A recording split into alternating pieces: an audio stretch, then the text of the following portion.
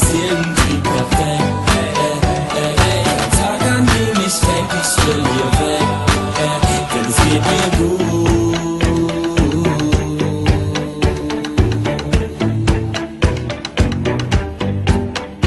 Yeah, mein Konto ist nicht gerade voll, doch auf was Schlechtes reimt sich toll. Du fragst dich, was das gerade soll. Nimm das Leben nicht so ernst, dann bemerkst du, jeder Tag ist irgendwie perfekt. Ein Tag, an dem ich denk, ich will hier weg, denn es geht mir gut.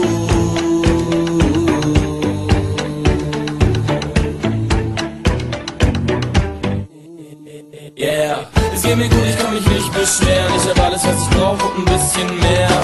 Du sagst, das Leben ist nicht fair, na dann nimm dir einen Schluck und ist nicht so ernst. So, wenn es dir dann immer noch keinen Spaß macht, shoppst dir den Arsch ab, hockst jeden Tag 8 Stunden im Büro mit deinem Boss, diesem Arsch, ja dann machst wie ich und sag, stopp mal, das war's.